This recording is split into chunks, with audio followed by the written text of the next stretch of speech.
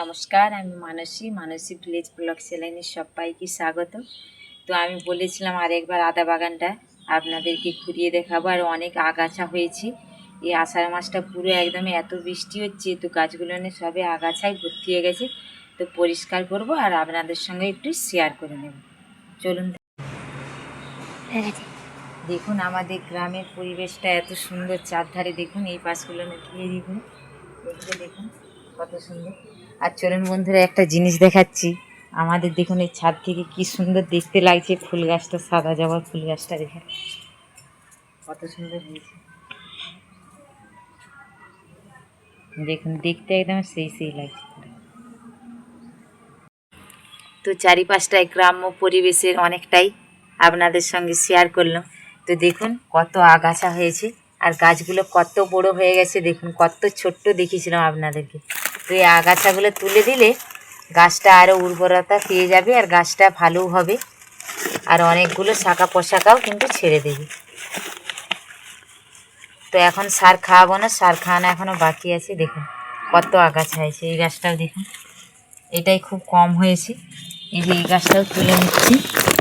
এটাই কতগুলা দেখুন বেরিয়েছে, ফাঁকড় বেরিয়েছে। তো আমার মতন কে কে আদা লাগিয়ে খায় না অবশ্যই কমেন্টের মাধ্যমে জানাবে। আমরা কিন্তু এটা পুরো দেশি আদা লাগিয়েছি, অরিজিনাল। পুরো বাড়িতে 1 বছর সংরক্ষণ করে খাওয়া যায়। তো কিভাবে সংরক্ষণ করে রাখা যায় সেটাও কিন্তু আপনাদের সঙ্গে শেয়ার করব। অনেকের হয়তো মনে ধারণা থাকে যে আদা তো শুকিয়ে যায়, তো কিভাবে আদাকে রাখা হয় সেটা কিন্তু আপনাদের সঙ্গে শেয়ার করব।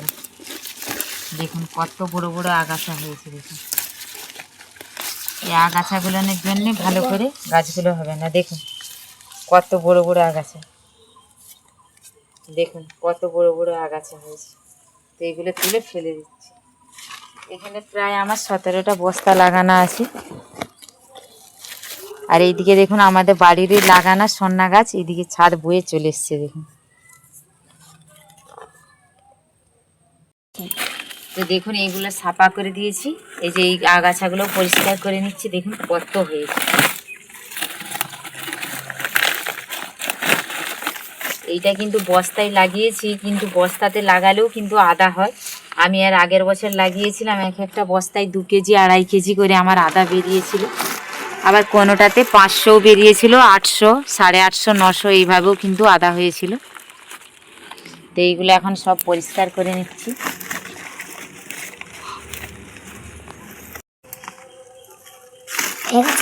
প্রায় আমার সব গাছগুলো হয়েই গেছে, আর 2টো বাকি আছে। দেখুন কত আগাছা বেরিয়েছে। এগুলো পরিষ্কার করে দিলে পুরো এই বস্তাটায় একদমই ঘিরে নিবে, একদম এত শাখা পোশাকা ছাড়বে। দেখুন কতগুলো, ওইদিকে দেখুন কতগুলো বেরিয়েছে। দেখুন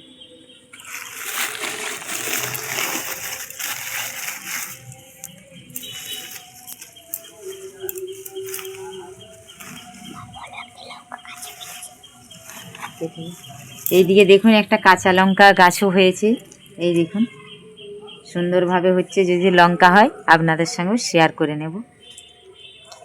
তো সব আগাছাগুলো পরিষ্কার করে নিয়েছি। এবারে গাছগুলো দেখুন দেখতে কত সুন্দর লাগছে। দেখুন দেখুন কত সুন্দর গাছগুলো দেখতে লাগছে। তো এই আগাছাগুলো আমি এখন ফেলে দিচ্ছি।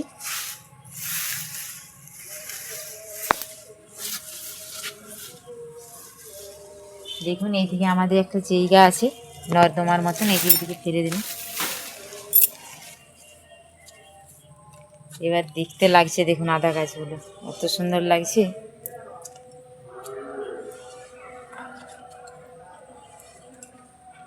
তো আজকে এই ছিল ব্লগ। তো এই আদা গাছ পরিষ্কার করা, গ্রাম্য পরিবেশে আমরা কিভাবে আদা গাছ লাগিয়ে সারা বছর সংরক্ষণ করে বাড়িতে রেখে খাই। তো কেমন লাগলো অবশ্যই বন্ধুরা কমেন্ট করে জানাবেন। ভালো লাগলে লাইক শেয়ার করবেন। আপনারা ভালো থাকবেন, সুস্থ থাকবেন, সাবধানে থাকবেন।